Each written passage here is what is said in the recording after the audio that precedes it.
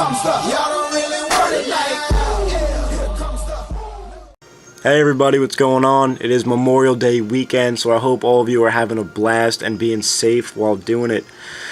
Now, today I have an RU battle for you I want to show you guys. I just threw some guys together that, some new, some old. I have the Rotamo, my dude, Gramble, Miss.Mabel, my Mr.Mime, my female Mr.Mime, which I'm very fond of, a Rhyperior that I bred up and brought over from 5th gen because I needed stealth rocks.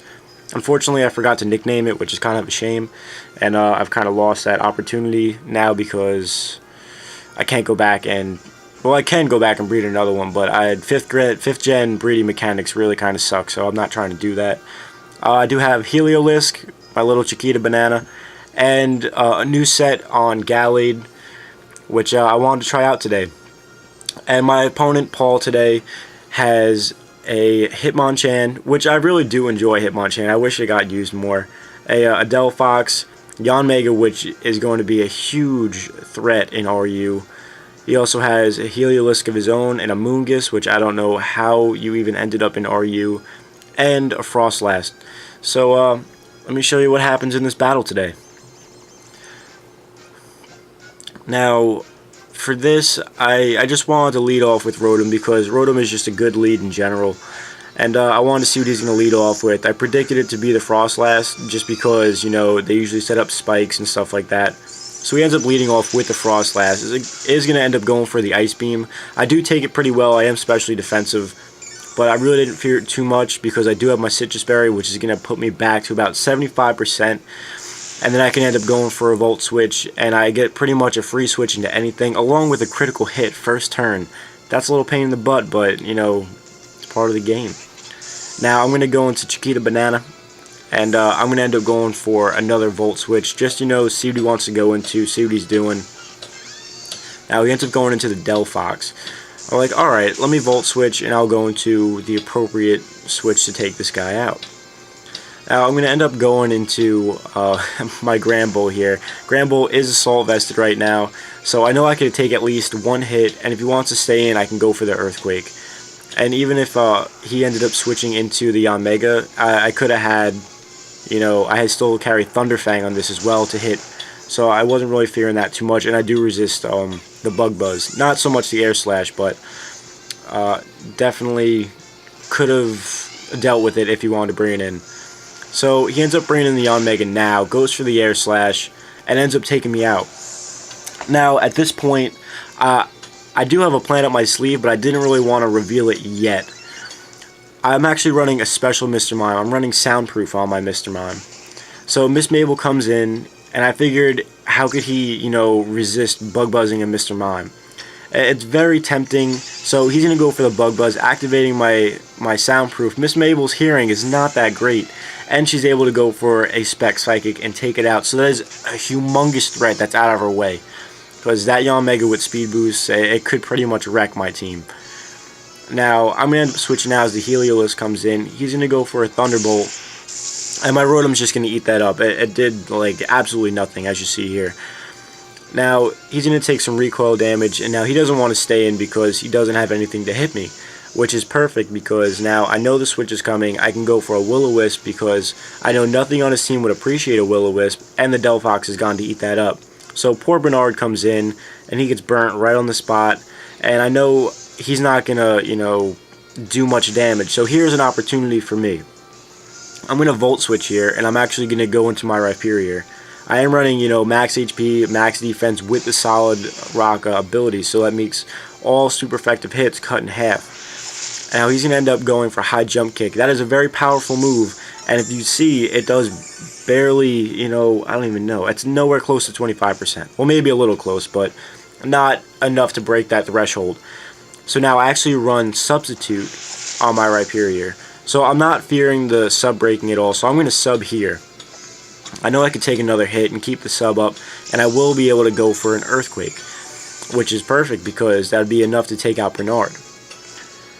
Now, he's going to end up taking a little bit more residual damage from the burn. He's going to go for a High Jump Kick, and he ends up hitting all of them, which is, thank God, because I hate it when high percentage moves miss. It seems irrelevant and just not fair in a way.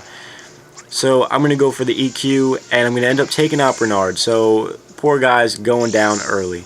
Now I'm going to get some leftovers recovery, and now what's going to come in is going to be the Amoonguss.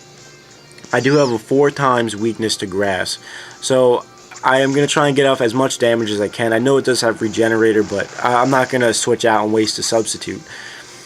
And plus, after he breaks a sub, he knows that I have to switch, so he's most likely going to spore. So I need to go into an appropriate counter for that, so which is any grass type, which luckily I have. So it breaks a sub, I get a little bit more leftovers recovery. Now to dodge a spore, I'm going to go into my Rotom Mow, which is, it's kind of like a sweet sour thing, because I do dodge the spore. However, I am still weak to poison, and Amoonguss now is going to be carrying poison just for fairy types. But even if last gen it wasn't popular, it's more popular now. I'm going to want to go for a Will-O-Wisp, because any residual damage on an Amoonguss always helps, just because they're such a pain in the butt. So he's going to hit me with a Sludge Bomb, and he's going to get the Poison Hacks on top of it, which I'm okay for, makes up for the first turn crit that I had. So I'm not really worried about that. So Rotom is going to end up going down to the Poison, which is okay, because now I get a free switch in to pretty much anything that I'd like. So, of course, being anything that I'd like, I'm going to go into Miss.Mabel, because I have a sweet spot for Miss.Mabel, and she's definitely a very clutch poke that I like to use. Now, he's going to switch out Fearing the Psychic, so this guy's coming in. We're going into Heliolisk, we're going to hit him with a Spec Psychic, and it's going to do a hell of a lot of damage. And we get the Spec D drop, which doesn't really matter. So, I'm just going to stay in with Miss.Mabel. I know I do have, really good special bulk, and he's going to end up killing himself to the Life Orb. So that's another Pokemon down that we don't need to worry about. Now, coming in next is going to be the Frostlass. Now, Frostlass can outspeed Miss.Mabel, so I need to get her out of there if I'm going to save her for taking out the Amoonguss later on. Now, he's going to end up going for an Ice Beam. I bring in my Chiquita Banana again. I know that I can outspeed because I am running a Scarf on this. And now I'm going to end up scaring it out because he wants to absorb the hit with the Amoonguss. Now I'm going to end up going for the Volt Switch, because I do believe the Volt Switch would have killed the Frostlass anyway. So I really had no reason not to go for it. And if he did switch, then I would have initiative to bring Miss.Mabel back in, because I knew the Amoonguss was coming in, because he only has 2 Pokemon left. So I do outspeed naturally, so I can just go for that Spec Psychic, hopefully take this guy out, which most likely it will. So, as we see here, I do go for the Psychic, the Amoonguss goes down, and now we're down to the last Pokemon. Now, Miss.Mabel is, you ever run into those old people that will just stay around and talk your ear off forever? Well, that's kind of like Miss.Mabel, because I leave her in just, why not? And she lives on 1%. She's a lingerer, man. She's just lingering around the battlefield. She's old, she's crazy, she doesn't know what she's doing. She goes for Psychic and ends up taking out the Frostlass. Miss.Mabel, my MVP.